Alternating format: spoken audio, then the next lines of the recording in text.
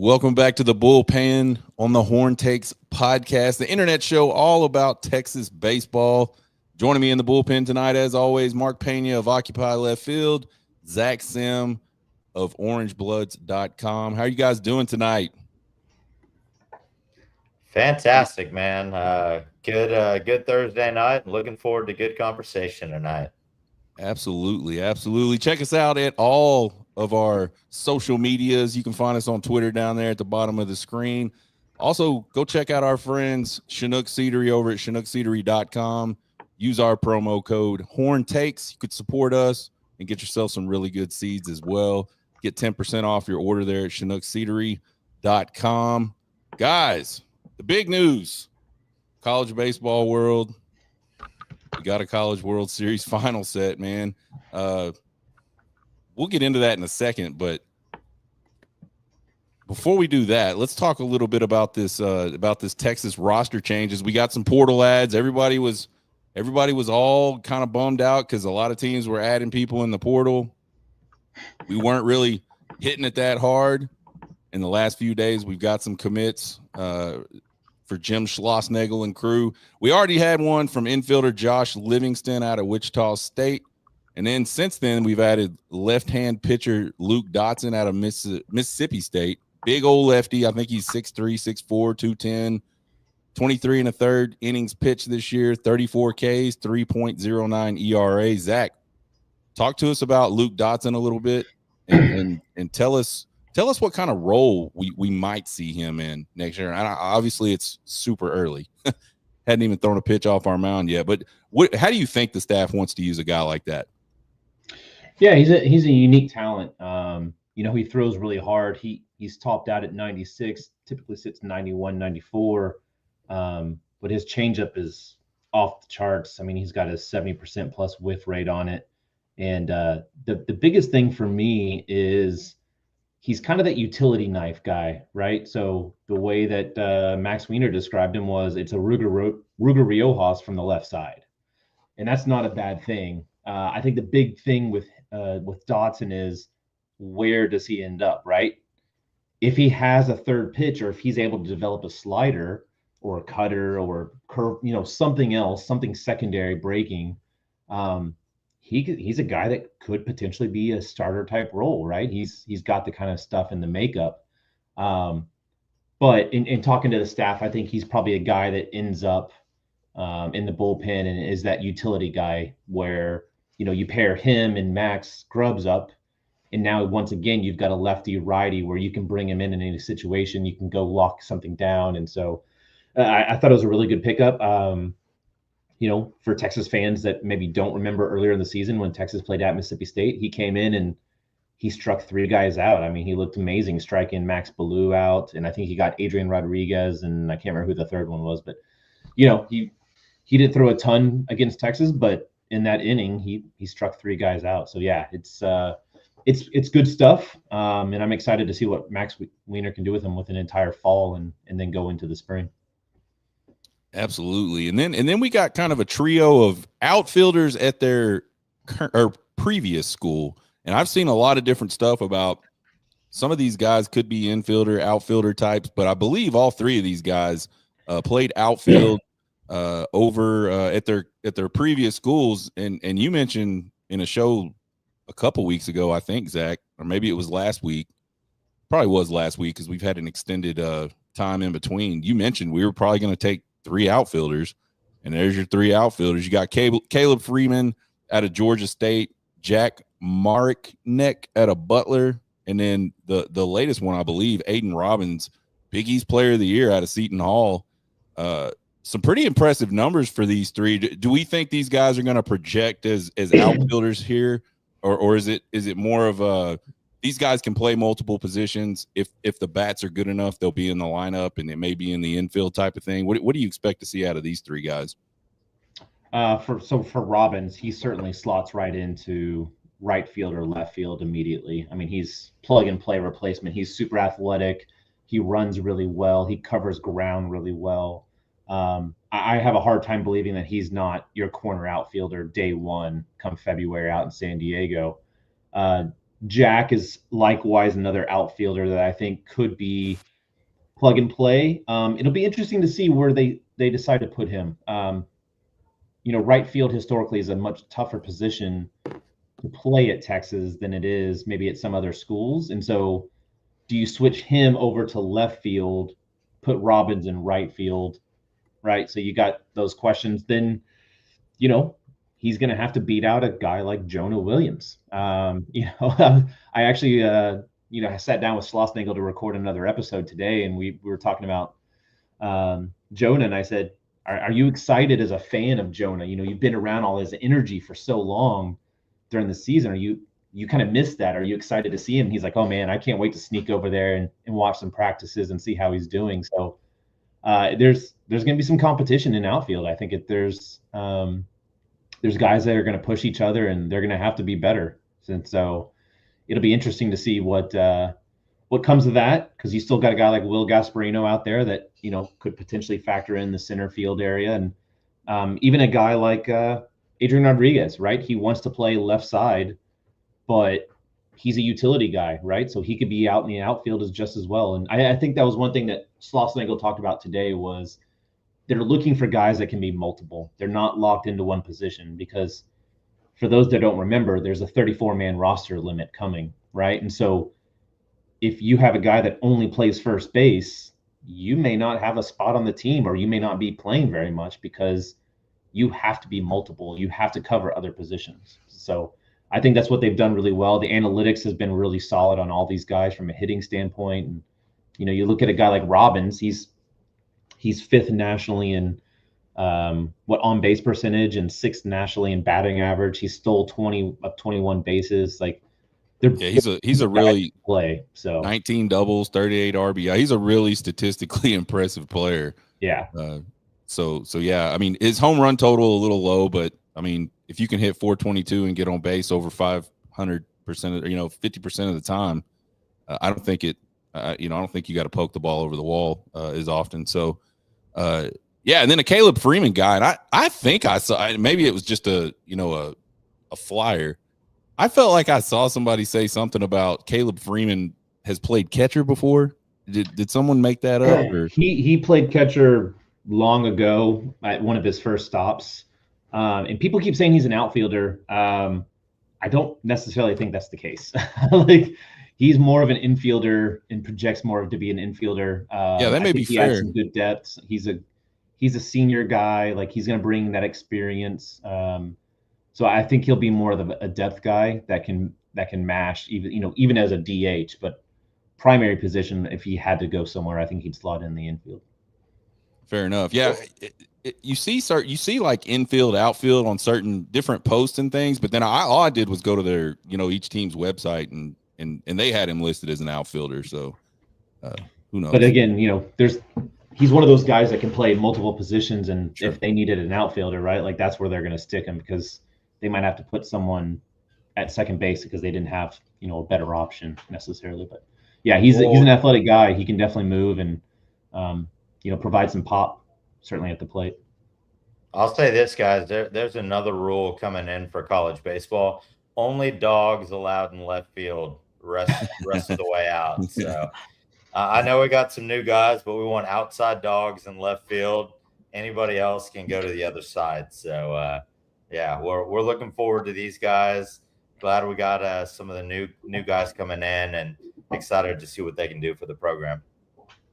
Yeah, and I mean, we talked about Aiden Robbins being impressive. All three of these guys, really impressive at the plate. All north of, almost 350. All three of them. Caleb Freeman a tick under 350. A lot of home runs, 16 home runs, 18 home runs, 28 doubles for Caleb Freeman. So this is a kid that knocks the ball around, and all three of them really knock the ball around in their own way. So it'll be interesting to see. Baseball is one of those interesting games where you've got 300 plus D1 teams, and the big dogs can't take them all, right? So a lot of good baseball players go and play at some of these smaller schools or schools that, if you take the football mentality, you just wouldn't think some of these guys would be good enough to come play at Texas.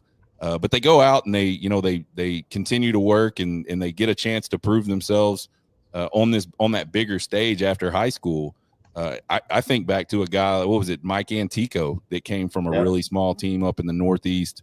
And he was a big time piece of that College World Series run for Texas that year. So if you just look at where they're coming from, you might not be impressed.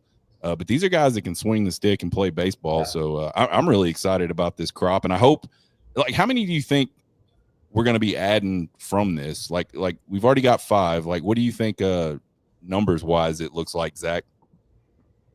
I think you'll see 2 more pitchers, and I would not be surprised to see 2 to 3 more position players. Certainly catcher is going to be a position that they're going to target. Shortstop's going to be a position they target. And then if they find someone that, presents them a good opportunity, then they'll certainly look to take a flyer on someone. The other thing that we didn't mention is the vast majority of these guys are left-handed hitters. Yes. Caleb is a switch hitter, but the others are all left-handed hitters. And so you're starting to see that balance of where entering the fall last year, they had 1 left-handed hitter, which is, just plaintively insane on a college team. And to be able to completely alter that and balance that out in one session is pretty nice. Now we don't have enough right-handed hitters, right? Yeah. Well, A-Rod will be healthy. He's spending the summer in the Metroplex getting healthy, and he was supposed to go to the Cape. He's not going to do that. And then, Freeman's he's a switch hitter. So, there's still right-handed hitters in there. But, it's good to see them land guys that analytically as well. They're really excited about what these guys can do. Because you make a good point. When you hear names like Butler, Seton Hall, those aren't names that are going to be like, oh, this is fun. But then you look at their production, you look at the videos, you look at their production against bigger teams, and you're like, yeah, these guys can play, right? Like, they've got good approaches. It's not just they're up there hitting bad pitching. So yeah, well, like, look at the Aloy brothers. They didn't come from big schools when they transferred into Arkansas. So you can play good baseball at a lot of different places. And again, a lot of it's just it's hard to analyze that many kids and rank them, and it's harder to get it right. Some of these kids are going to be diamonds in the rough, and some of them are just going to get where they're at and get some better coaching and just become better ball players. So I'm excited about it as well. You mentioned the Cape. Let's talk real quick before we jump into some. We're gonna let Marc run the is Arkansas curse segment tonight. And we'll just kind of let him take the way and lead the way on that. But before we do that, let's talk about the Longhorns in the Cape and other leagues as well. I will just call it summer ball. Out in Cape Cod, you got Will Gasparino, Ethan Mendoza, Grayson Saunier, and Easton Winfield playing for 4 different teams out there. And so far, Ethan Mendoza has been having a nice little trip to the Cape, and so is Easton Winfield. Saw some video of him making a really nice grab. I saw where he had a leadoff single in an inning out there.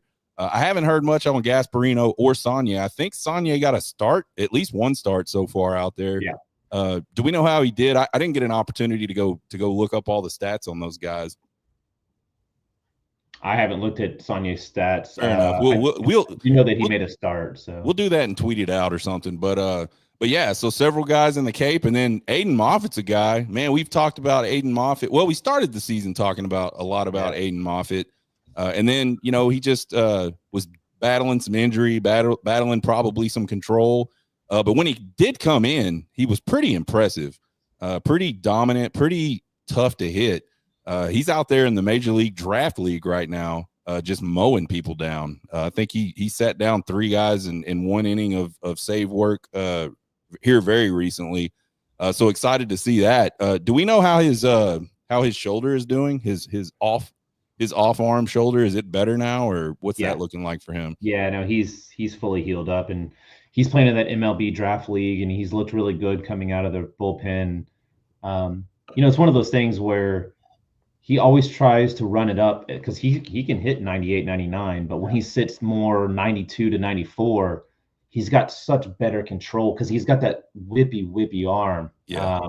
And so he can control it a lot better. And when he controls it, he's devastating because he can dot the I on either side of the plate, and you just don't know which side he's going to. His arm angle, the way he's coming at you is really special. And I know he's not a I know he's not a current player, but another guy playing in the MLB Draft League is Sam Kozart. He's a signee out of North Carolina.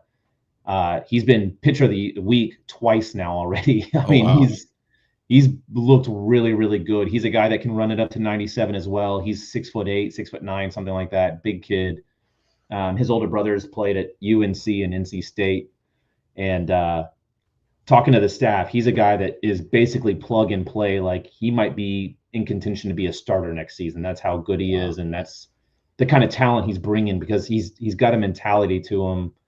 When I interviewed him not long ago, I was talking to him like, your brothers played on the East Coast. You're from North Carolina. Like, what is it about Texas like that? I know you were committed to Mississippi State at one point. Well, that's because of the coaching, and then you transfer or you change your commitment to A&M. Why? He goes, Max Wiener. Yeah. Like that, like just one word, just Max Wiener. It was like, okay. And then it's like, okay, well, so is that the same reason you're committed and signed to Texas? He goes, yeah, this staff is unbelievable. And so getting to see some of his video and see him in person has been pretty cool. Zach, I do have a question for you. So Zach, quick question for you. Is there any risk with Moffett in the draft? Are you expecting him to be back at Texas? Yeah, there's definitely risk. I'd say the current guys you'd want to watch out for on the current team, you've got Jalen Flores, Rylan Galvan, and Max Ballou. All three presumably are absolute. I mean, I'm just going to say they're gone, right? Like, they're going to sign. The two guys that I think are guys to watch are Grayson Saunier and Aiden Moffett for the draft. A team could absolutely take a flyer on both of them.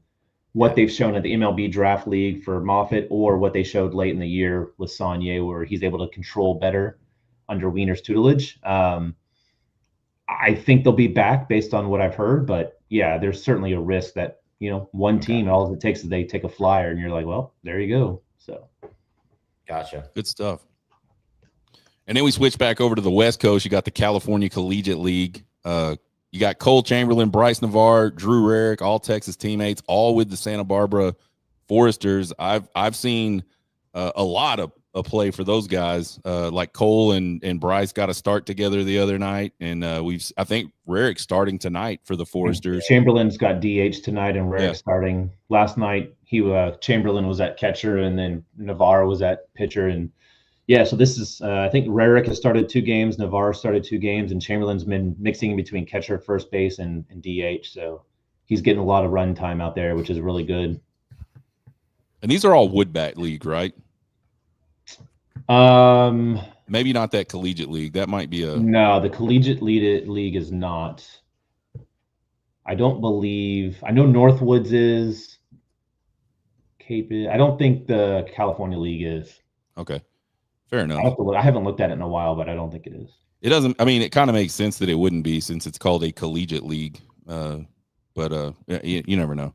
Anyway, good stuff. Good to hear a lot of these guys are out playing baseball. A lot of the other guys are working on their bodies, doing that stuff. I have, some info on that type of stuff. So we got some guys that are eating and lifting and trying to turn themselves from really young, almost high school kids to really big, strong Texas baseball players, which we're excited about. If you're watching us tonight, join us in the chat, drop your questions, drop your comments. We sure do appreciate it. So there's kind of your rundown on Texas so far from a portal perspective, and from a guys out playing some baseball this summer perspective. All good stuff. Most of those guys, if not all of those guys, having some success so far this summer. That's good stuff. Let's switch it up. Marc, I'm going to hand the reins over to you. The topic is Arkansas baseball cursed? And we'll let you pontificate first. Go. Guys, I just want to say that baseball game last night was one of the best college baseball games I've seen in a minute. That was incredible baseball. And Sean, to answer your question, I don't think there's any debate. Arkansas is absolutely cursed. Like, that was insane to see that series of events happen, and to see them lose that game. That was incredible. I want to hear y'all's thoughts about it. I know that the potential double play ball is going to get a lot of talk probably tonight and for the next couple of weeks, but the ball hits a left field where the left fielder just slips and ball hits his shoulder. Like it was just insane. Like you don't see stuff like that. Yeah. That play should have never happened. It should have been a double play by Aloy. I mean, just absolute boneheaded play by one of the best players. I mean, he's a Golden Spikes, he's a Maxwell, he's everything award nominee. And so Zach, what do you think is going through his head right there in that play? Like they slowed down that replay on the broadcast, and I mean, that's not even close. He's got so much time to make that double play, and I cannot understand why a shortstop of that caliber makes the play to third. What do you think was going through his head there? I honestly think he lost track of how many outs there were. Like the only thing I can think of is he lost track of how many outs there were, because otherwise, it's fundamental baseball. You never go to third, right? Like the runner's moving on contact, like your chance and percentage of getting that guy out are so low, and it's just a lack of fundamental baseball is what it comes down to. I think the moment didn't get too big for him, but he certainly just wasn't there mentally in that moment. And you talk about the moment. I'm wondering something that I know baseball players have to do a lot, just because it is such a mental game. Between every pitch, they kind of have to look around, assess what's going on, assess the amount of outs. I mean, they got to know what to do when the ball comes to them or go somewhere else. What am I doing if the ball's away? There's just a lot of stuff to think about. You talk about the moment. I wonder almost if he just was just so emotional about the moment they were in. We got 2 more outs to advance and possibly, force that, definitely force this game 3 and maybe get to a College World Series final. If he just didn't go through that mental process that he would normally go through between plays. The other thing you talk about, and I kind of talked about this today on Texas Sports Unfiltered. You talk about going to third and how many outs. And as we talk through it, it made less and less sense to me that the outs had anything to do with it, because I'm going to second to try to start a double play, no matter how many outs there are. If there's 1 out, 0 outs, like I could see them trying to get the lead runner. I mean, how many times did Texas go to third base to get that lead runner? That proved crucial so many times this season, right? Like there are situations where it absolutely makes sense. Those were on bunts, though, right? Yeah, those were on bunts. Bunts were the only play they had was to go to third. Like they were such good bunts. That was their play. Get the out at third. That's why I think the only thing that makes any sense at all is that he lost track of how many outs there were, and he kind of panicked and was like, "Oh no, I got to get that lead runner to make sure we're keeping him at least to first and second base." And I don't, But the whole sequence, man. Like earlier in that inning, the ball hit to the second baseman, where it may have been the same inning or the inning before, where it's like they probably had a chance to turn 2 there, and it was just such a bad exchange. The second baseman throwing the ball to short, like just a completely awkward play. It was just, you can't explain it, man. There was 3 or 4 plays in the last inning or 2. Yeah. There was literally a man turning water into wine behind home plate. I mean, Jesus was at the ball game, guys. I still can't believe I saw that. Like, they get the lead. LSU comes back, takes the lead. Then they go right back out, get the lead again. LSU ties it. And then in the top of the 9th, they get a 2-run lead. And you got a good pitcher on the mound. Like, none of those guys are bad pitchers. Like, you got to feel good, I would think, about a 2-run lead. Let's just get 3 outs. They got the first one. Yeah. And then just freaking everything that could possibly go. I mean, at worst, after that first run scores, you're thinking, or even after the double play botch, you're still thinking, all right, we're good. We just need 1 out. And we're at worst, we're going to get out of here like having to bat. Yeah. And no, they lose it. And they lose it. You talked about it, the play out to left field. He just misjudged it. And then when he tried to catch up, he slipped. Yeah. I think those are the worst balls. The ones that are coming at you, those sinkers where Like, Sure. it's so hard Everybody's because you're like, do you one hop it? Do you dive for it? Like 9 times out of 10, you should never dive for a ball in the outfield because that shit is gonna go wrong real fast. yeah, it can for sure. Yeah, and everybody's a lot of the accounts on Twitter are beating that kid up, and I'm like you guys. I'm like you, Zach. Like that play should have never happened. We should be talking about. I mean, we should not be here right now because we should be sitting on our couch watching the damn game.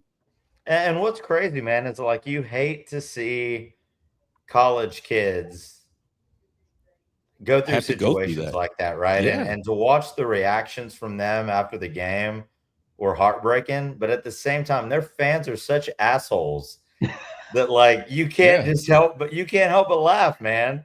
Like we were at happy hour today, and guys, I'm not exaggerating. We lose to UTSA 2 weeks ago. I wake up on Monday morning. I had like 75 DMs from Arkansas fans that I don't know, just talking shit and sending me memes and gifs and all of that crazy stuff. And it's just like, man, you know what? Karma, dude. And that is really a cursed program. That was the best team in the country this year. And to see them go down like that is pretty crazy. And we were having some drinks earlier today. The other guy that is just having an incredible run is Bear Jones for LSU, man. Oh yeah. Wasn't it a game earlier in the series? I think it was 0 for 5 with 5 strikeouts.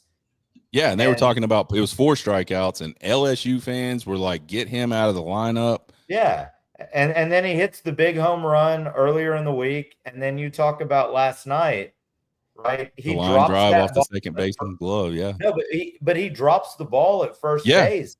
Yeah. Earlier in the game to let the go-ahead run score on a play it's like, how do you drop that ball? And then the next inning he comes out. All season. Yeah, hits I mean, another he's the one that home hit the run. monster at like 2 a.m. at the box over the freaking center field wall. I'd say, You knew he was going to be a legend, though, that game where they played a small Louisiana school on Tuesday, and he's waiting in line at the porta potty on a Tuesday night game. I forget who they were playing, but it's like you see that, and you're like, oh, yeah, that guy's going to have some stuff going on later in the season. The funny thing was, like, he didn't beat him with the big swing, although he tied it up with a big home run, but, like, the winning hit was just a looper right into shallow center right field, off Kojal's glove, right? Like, I mean, just like an inch down, and he probably snow cones it. Yeah, that was a crazy game. One of the most exciting college baseball games I've ever seen between two powerhouse programs. That was insane, and I'm glad that Arkansas lost, but I wanted to watch them play again tonight, and I felt like everybody got robbed by not having baseball today. Like, that would have been insane to just watch them play again. But what can you do? I mean, I think anytime you get a chance to watch two programs like that go at it, like that's what we want as baseball fans. It's just too bad they're like, I don't hate LSU at all, actually. I hate that they're there and we're not. But I don't hate them, and I don't hate their fans for the most part. The Arkansas fans, as you mentioned, are just absolutely ridiculous. Maybe not as bad as Tennessee fans at this point, but still pretty bad. So yeah, no love lost for me at all on Arkansas. Like I am not disappointed that Arkansas will not be playing for their first national championship, but I do agree, as like a human being, as a baseball fan, as a person that has failed at sports, like everybody's failed at sports, like that has got to be the worst way. That, to me, and I know 2018 was for the national championship, that was worse than 2018. Just looking at it in a vacuum, in a way to lose a baseball game. I have a question for y'all. I want to ask y'all a question. And again, I was talking about this with friends earlier today. The thing that I like about Arkansas, and the thing that I also at times respect about Tennessee, although sometimes it gets annoying, is, I'm sorry, I like a team that talks a lot of shit. Not obnoxiously, but when you have confidence, like, I want to see a team having fun. And I've talked about this all year, right? I get pissed when I watch a Texas team lose and there's no energy at all in the dugout, right? And I understand there's a difference between no energy and being obnoxious, but like, I want to see the team having fun. You hit a home run, I want to see you glare into the opposing team's dugout. I don't need the bat flip, but it's just like, just demand respect and show confidence. And I love that.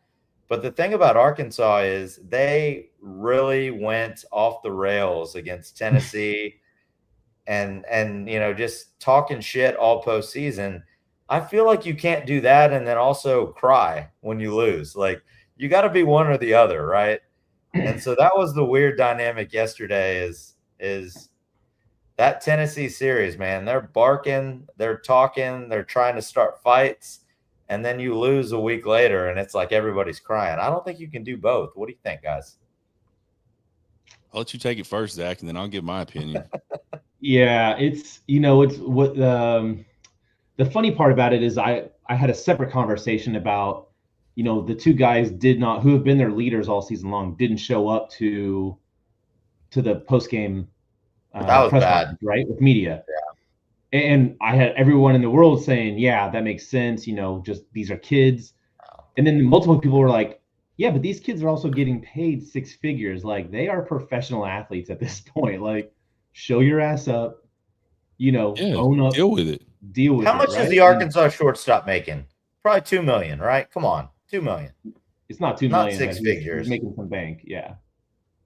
But he's making too much money to not show up for the last press conference of the year, regardless of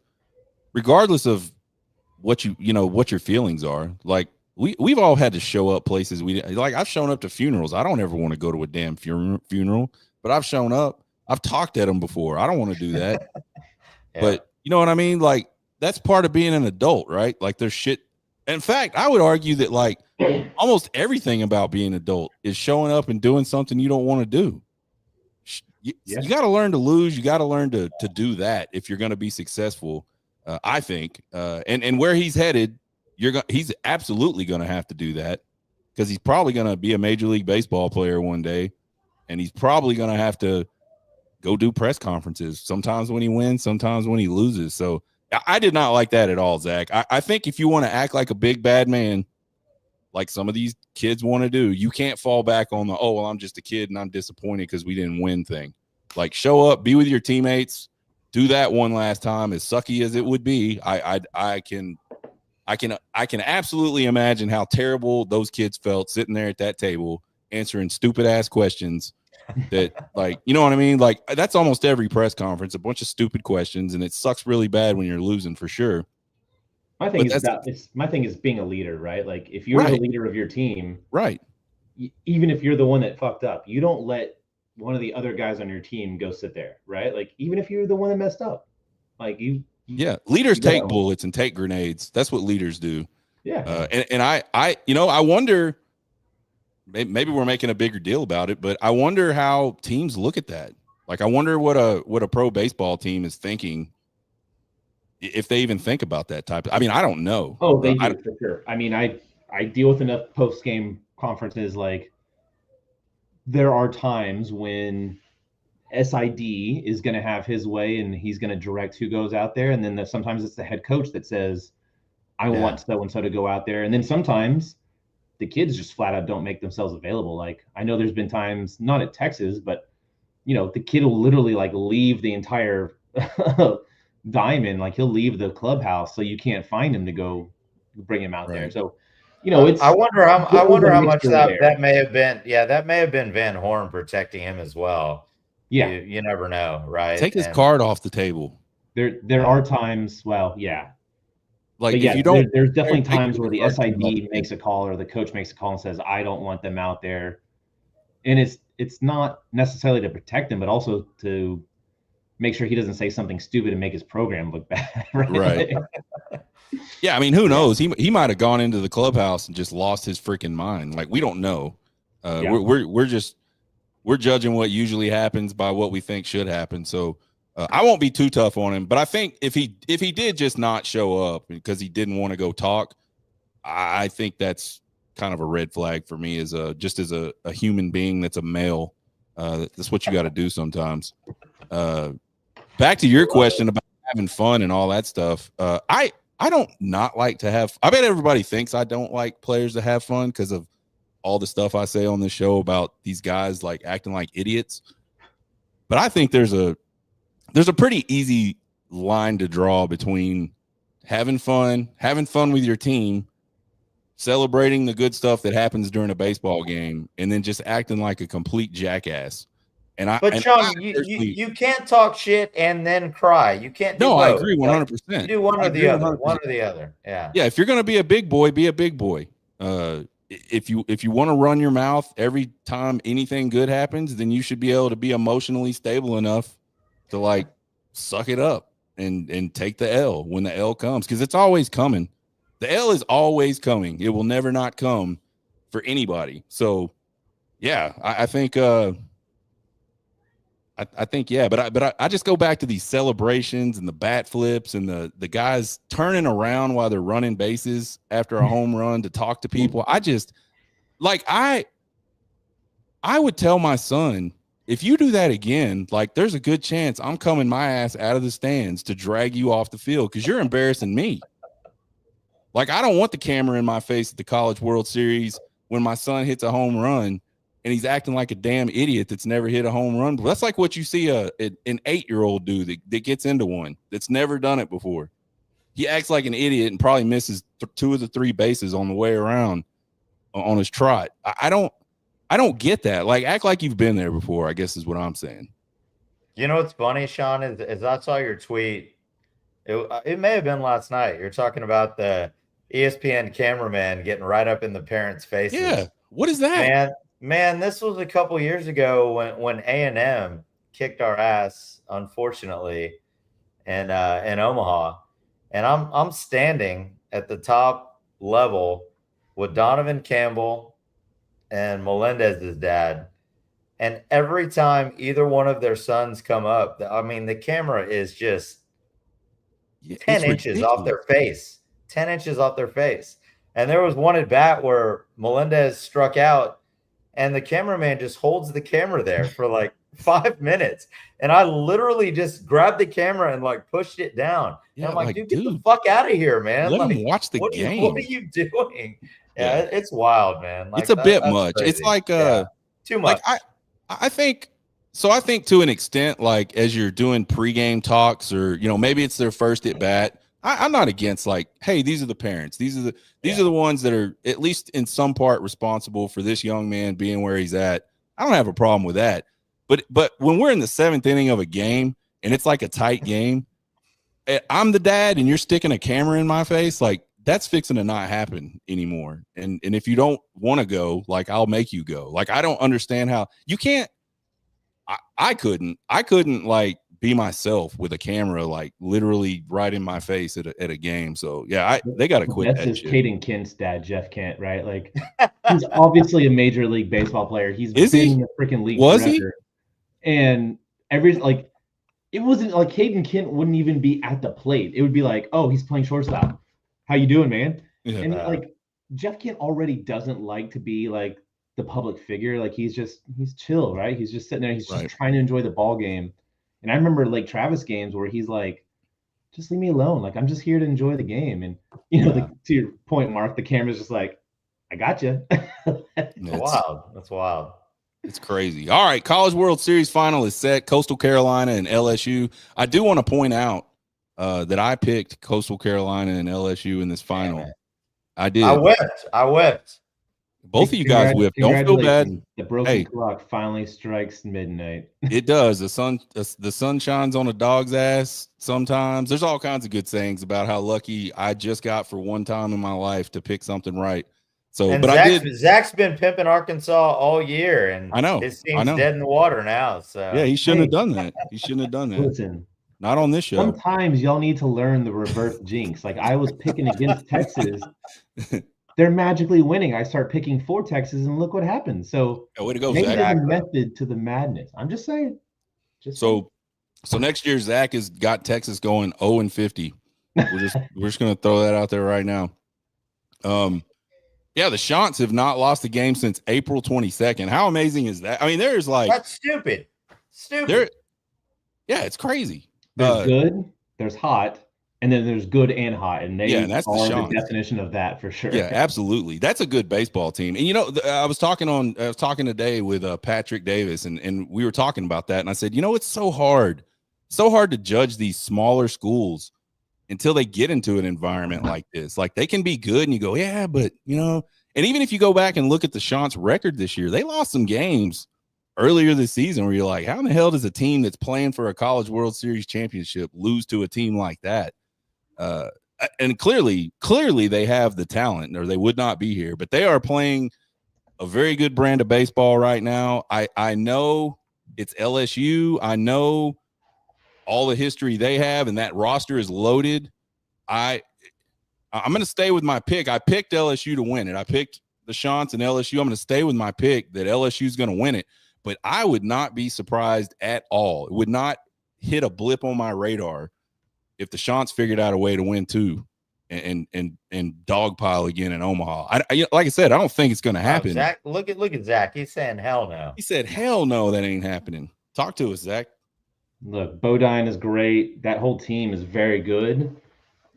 LSU's, they've got all the pieces working, and Jay Johnson's pushing the right button at the right time. I don't care if he's rolling out Braswell, who's 1 of 34 in his last 35 at-bats. Like, they find a way to freaking win in Omaha. They've been there 20 times now, and they're rolling about into their 8th national title. It's like 50% of the time almost they're winning a national title when they get to Omaha. That's what they do when they get there. So until you prove otherwise, it's LSU. How much of I'll ask you guys this. How much, so that was obviously a wild game last night, an emotional game last night. Like, kind of you got to think that dugout, as much as they'll say, oh, we always believed and da-da-da-da-da, you got to think that dugout down 2 heading into the bottom of the 9th inning is like, dang, like, we might have let this one slip away a little bit. And then they come back and win it. So there's obviously a lot of, emotional and, all that stuff happened last night, right? Do you think any of that might carry over? Is it possible? I've never played baseball at that level.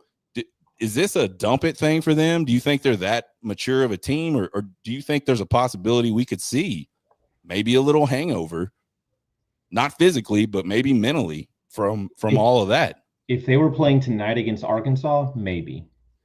But the fact that they don't play until Saturday, so they have all day today, they got all day tomorrow. I don't think that's the way that team's built, right? You got Cade Anderson rolling out there on Saturday night. So you've got your ace, you got Ianson on Sunday, you got your other ace.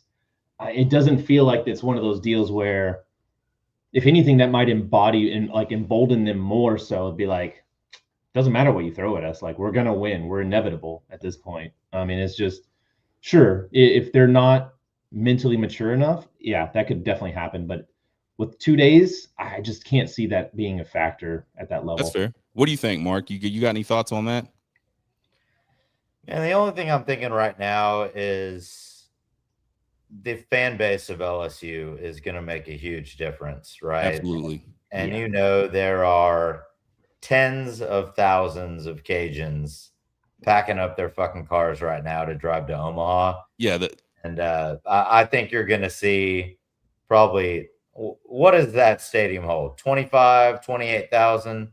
27,000 or so. There'll be 20,000 LSU fans at that stadium on Saturday. And that's going to be hard to overcome. But at the same time, man, like, 26 wins in a row is 26 wins in a row. And Coastal has not lost in 2 months. And I'm not going to discount them, man. I really do think they have a shot to beat LSU. And, Zach talked about the 1-2 punch of their starting pitching. Very, very strong. I don't feel like the offense of LSU is incredible. They've got some good hitters, but, that's not Murderer's Row. It's not Tennessee of last year. I think Coastal has a real shot to compete with them. And I'm excited to see it. I'm going to be honest. Like, I love the David versus Goliath theme that we're seeing. And I'll be honest with you, man. As a Texas baseball fan, I don't hate LSU. I respect their program, respect their fans. Yeah. I think it's going to be fun, man. Like, I'm excited to watch it. I'm going to be cheering for Coastal. But to Zach's point, I think LSU is the better team, but Sure. I think it's going to be a dogfight. I pray that it goes 3 games, and I want to see this go to the very end. Yeah, I think that's what you also all got to pick baseball fans want. the revenge factor. 2016. Well, it's interesting. Coastal Carolina, the last non-SEC team to win a national championship, and now they have the opportunity to bookend it. Yeah, but who did Coastal beat in the Super Regionals in 2016? You're right. LSU at the box. Yeah. Who was the head coach of Arizona who they beat Yes. in the national title game in 2016? Yeah. Jay Johnson. So many interesting like sub-story lines and subplots to this College World Series final. Cade Anderson said he didn't know whether Coastal Carolina was in North Carolina or South Carolina. Such a dumb comment. Just shut your mouth, kid. Like, why would you say that? Why would that was so overblown. Like, even the guy that tweeted it out was like, I wasn't trying to like expose, like make a big deal about like Cade Anderson made like listen, these are D1 athletes. They're paid to play baseball. He's paid to throw 96 miles an hour. He's not paid to know where small schools are. And fair enough, but I wonder the context of did someone just go, "Hey, Cade, do you know where Coastal Carolina even is?" And he just was like, "Yeah, I really don't." Or did he just not think and just get to rambling because he was nervous and say something? So I went back and listened to like the full recording and the transcript, and like it wasn't. He was kind of led there, like he's like basically being asked like, "What city or where is Coastal Carolina?" And like he legitimately doesn't know what city it is, and I mean I don't know. He gave an honest answer, and that's fair. There's an honest answer, and then there's like a diplomatic honest answer, I think. And the diplomatic honest answer is to a really short answer. No, I really don't. Yeah, Sean. Unfortunately, I don't. There's 3 options, right? You either talk shit, you don't talk shit, but don't be in the middle and give off the vibe that you're talking shit, right? Yeah. Like, make a decision. Like that was a weird quote. I get he's a college kid, but it's like if you're not if you're not meaning to light a fire, then don't light the fire. That's all I'm saying. Yeah, don't get the matches in the freaking starter fluid out if you don't want to light a fire. And here's the thing though, Sean. I feel like Coastal, they're buying into nobody believes in us, nobody respects us. When their coach came out, I didn't like the coach coming out in the press conference talking shit about how you pronounce Chanticleers. but it's like that's where they're at right now, right? Yeah. Like they're pissed off and they know they're good, and they're like, listen, this is how you fucking say our mascot's name. And it's like they're not gonna take disrespect from anybody. And you know what, man? They're gonna be ready for LSU. I can't wait. And I would be shocked. I would be shocked to see anything other than a very competitive championship series. Yeah, I will say this: the amount of people and announcers, especially that mispronounced their name back in 2016 and were calling them the Chandeliers. Like, you would have been drunk off your ass if every single time they said the Chandeliers, and you're like, "What the hell are you talking about? There's clearly a T in there. Like, add it at least." The Chanticleers, like you're not even close. Yeah, if you can't say it right, just shorten it and say the Shants, man. I think they're good with that. It's the chickens and the tigers. That's all you need to know. There you go. I'm excited. You mentioned you'd be rooting for the Shants, man. I won't do it like on purpose, but I know being a neutral person, when I watch games and I'm a neutral watcher, I tend to gravitate towards the underdog team. Yeah. So I know as soon as they start getting people on base, I'm going to start being like, all right, base hit. I'm going to start saying stuff I would say if I was watching Texas play. It's just inevitable with me. That's the way it's going to be. So, and I think probably, again, no disrespect to LSU, because, man, I'll tell you what, I don't know, besides Mississippi State, I don't know that I've had a better interaction with opposing fans than we did down in Austin when LSU was in town earlier this year. They were great. So I would probably lose a lot of friends if I didn't root for LSU. The number of text messages I've gotten throughout this entire College World Series from all of my buddies in Lafayette, Baton Rouge, and elsewhere, and there's Scott and all those places. Like, yeah, I'd be very crazy not to be. We don't want you to lose your friends at all. But me and Marc will be rooting for Coastal on the DL because we just won't be able to help it, right? It's just and again, I'm sticking with my pick. I think LSU's probably I think it's going to be close. I hope it goes 3, but I think LSU's just got a little bit more rounds in the clip than that Chanticleer team. So, and I hope I said that right. What do you guys think? Mark, what's your prediction? Guys, I'm sorry, man. Like, the fact that they haven't lost since April 22nd is ridiculous. Like, you can't just brush that off. 26, is it 26 wins in a row now? I think it's 27, but yeah, it's something absurd. That's even better. And they've beaten a lot of good teams in the postseason. Man, this is a tough call, Sean. I'm going to pick Coastal Carolina to win the national championship. I really am. I think they have a bunch of dogs that just playing aren't left going to field. let up. Yeah, they're not going to let up. And I could be completely wrong. I'm wrong a lot, but I'm saying Coastal in 3. All right. Zach, what do you got? It's LSU. They were the team of the early 2000s, and they're the team of the whatever the heck we're in the middle, the 2020s. I don't know what you call it. Still can't beat Texas and Austin though. That's true. That's true.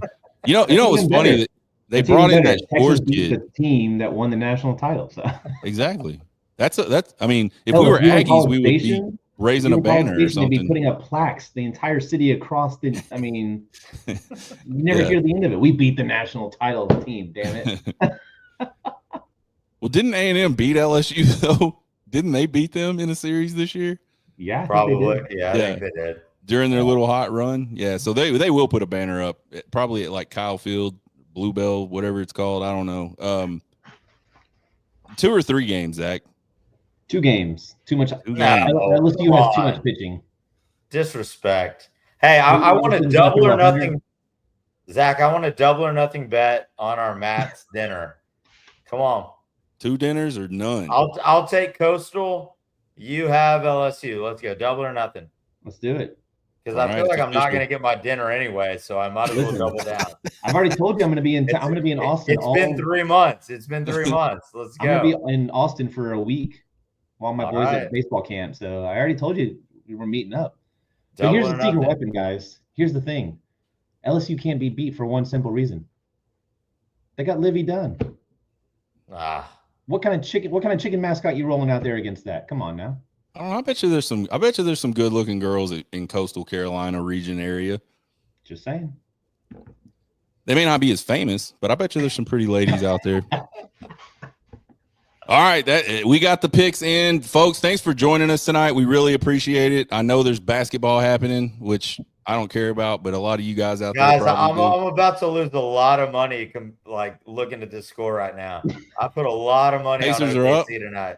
Pacers are up. Yeah, I don't think they're up as much as they were. They were up 9 earlier. Yeah, and I was freaking out. Yeah, they'll blow it. I bet my house on the Thunder tonight. So that's one way to go. But anyways, folks, thanks for joining us tonight. We sure appreciate it. Thanks, Mark. Thanks, Zach, for joining all year long. Zach, I won't say we will do it, but I would like to talk to you about continuing. And Mark, you're welcome to join as well. Obviously, I want us to try to get some players in here and stuff, and have some. I mean, maybe we don't do it every week, but maybe like once a month we do a show.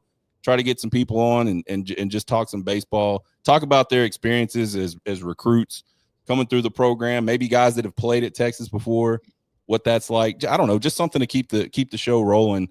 We can talk about that offline. If you like that idea and you're listening, like give us a like and a follow and subscribe and all that good shit. We sure appreciate it, guys. Let's get ready for a really good weekend. I'm excited about the baseball. You guys have a good one. Y'all get hooked. Go Coastal.